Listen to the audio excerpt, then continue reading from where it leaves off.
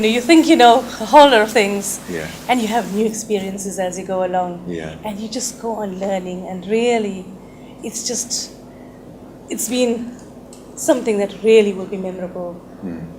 These memories I'll take back and cherish, that I must say. That is beautiful to hear. Are you already recording, Guru? Okay.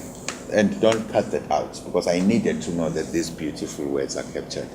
Shamila, you are at the helm of an organization that is defined as one of the biggest NGOs in South Africa. What does it say to you when people with disabilities can establish their own structures that are even acknowledged in terms of size, direction, accountability to their constituency, and bringing meaning to people who otherwise, because of stereotype, could be left on the sidewalk? And to be at the helm of that institution, what does it say to you? Well, I must say, as that director of the organization, I feel proud being visually impaired and leading an organization of the KZN Blind and Deaf Society. And I've also mentioned that for the first time, the president of the organization is somebody who is blind, Yes. as in Justice Zaki Yaqub.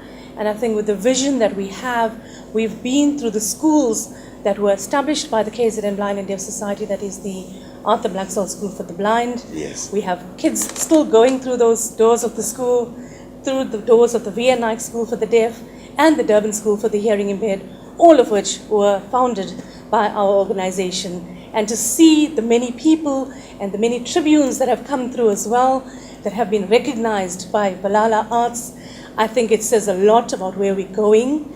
In terms of our vision of the organization, we're on the eve of starting up a screening facility for optometry and low vision, and in terms of hard of hearing or persons with hearing problems, an audiology center. We've just started a sheltered workshop, because in terms of our employment, we've found that yes, there are those persons who could get employment, but there still remains that group which will not get into the open labor market. And you've got to cater for them, because they're sitting at home. And being in a sheltered workshop, the fact that there could be social interaction means a lot. And they may get occupied in some light kind of work, which gives them a sense of importance. It makes a person feel, I get up in the morning, I've got to go to do something.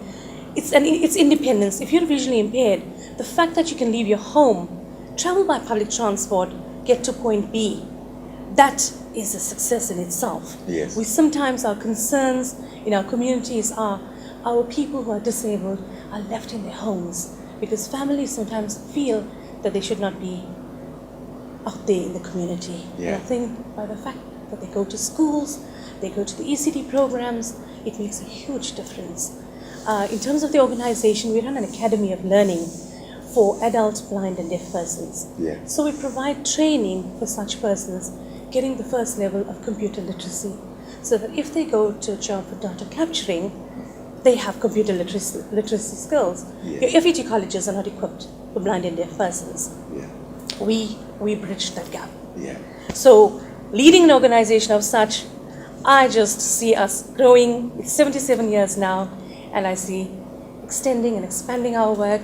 We go right out to Zululand, where we have a team of 4 visually impaired staff, managed by a mobility instructor, and they provide services in the deep rural area of Zululand. And when I go there, it touches me, seeing these 4 people going by public transport, being visually impaired or totally blind, 2 are totally blind, traveling by public transport, getting to a client in their home to teach them the skills of daily living, the things that other people would take for granted.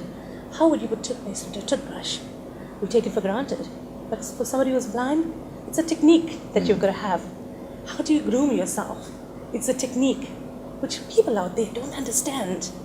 And I'm glad that we're able to go out there and reach those people. But being in the NGO sector, there's always these challenges. And whatever it may be. And I must say, 2012 was our most challenging year financially. And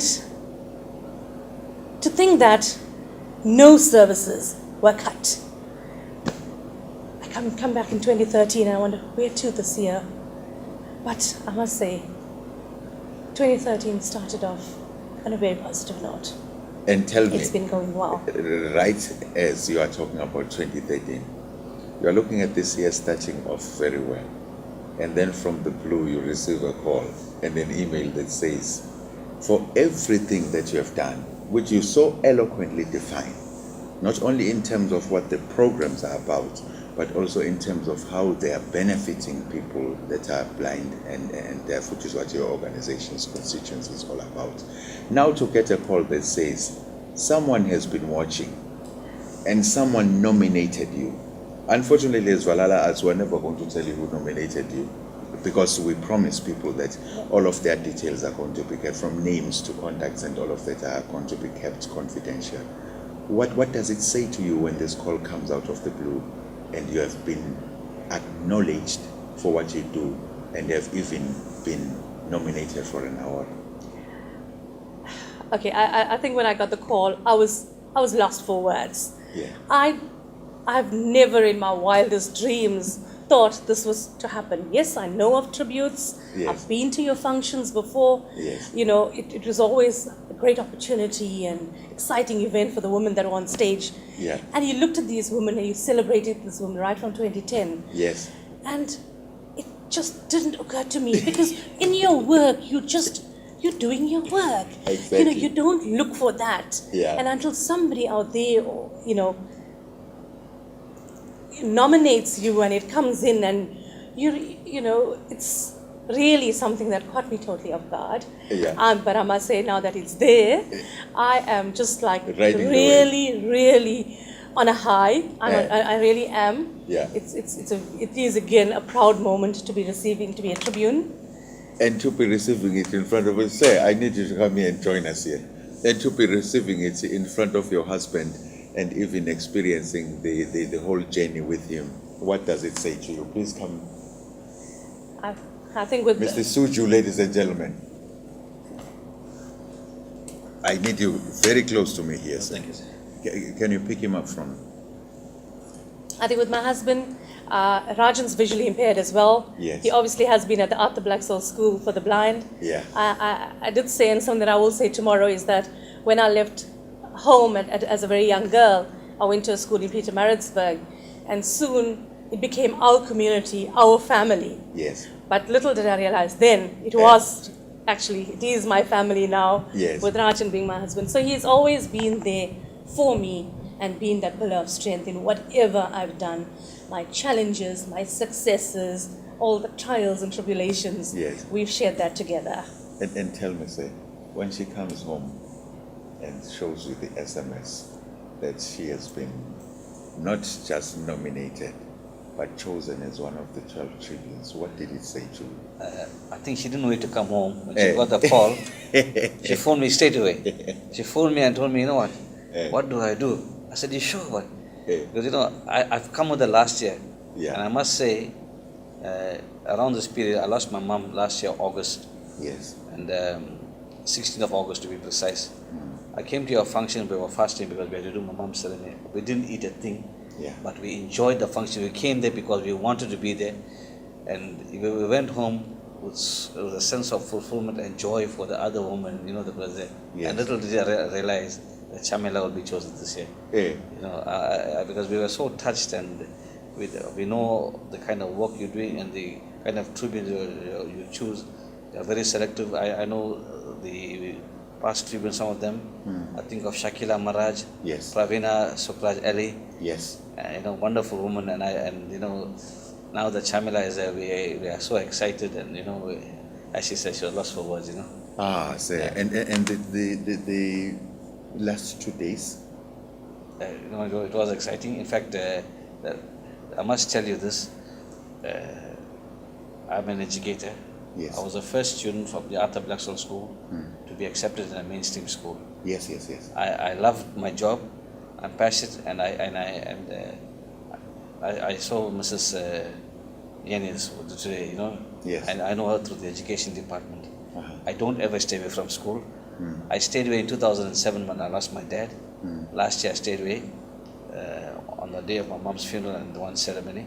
And today, I know what I told my principal, please, I am taking off. I've got a relief teacher. I have to be at this function because I know the kind of value this has and what it does for disabled people. Yes. I myself being, because of my vision impairment, being classified disabled, it meant so much to me. For the first time, I stayed here for 2 days consecutively from school. And because it meant so much to me. It meant so much to us, especially coming from the disabled background. South Africa is Surjoos. Don't you think that would make such a beautiful movie title, The Surjoos? Thank you very much for joining us. It's your that adds color to our life. You say so. And, I really appreciate it. Yes. Thank you. I was going to show off my chain that I got that I bought at Reunion Cerebral Palsy School. Oh, yes. But I had to wear it because this is made by those kids. Yes, these are this the is the support. abilities. These are the abilities of our children. Yes, this is the support that we need to give to those kids. Everybody, there's value in every person, disabled or not. We have a lot to contribute to society. Shamila Surjoo. Shamila, they say I've been there, I've done that, and won the T-shirts. So we decided we are definitely giving both of you Thank you. T-shirts. So Hope the sizes are. No, that's fine. No, these are fine. Yeah. And may we just all hold on to this, just like that. Thank you so much. Thank you very much. Thank you. Thank you very much to you. You have really graced our you. occasion and thank made it even. No, I think more. you have grown us. Yeah. Coming from the school for the blind and today going to Mason Lincoln. Yeah. And then going to the Cerebral Palsy School. Yeah. It reminded us of the old saying: we should not cry if we got no shoes. There's somebody without feet. And we saw that. That's literally what it was. Thank you very much to you. Thank you. Thank God you. bless Enjoy your evening. You will be. You're a rich man. Thank you Your heart very and much. your love in your head. Bless you for that. God bless you. Thank you very much, Mr. Surjoo. Thank Shamila, you. you're my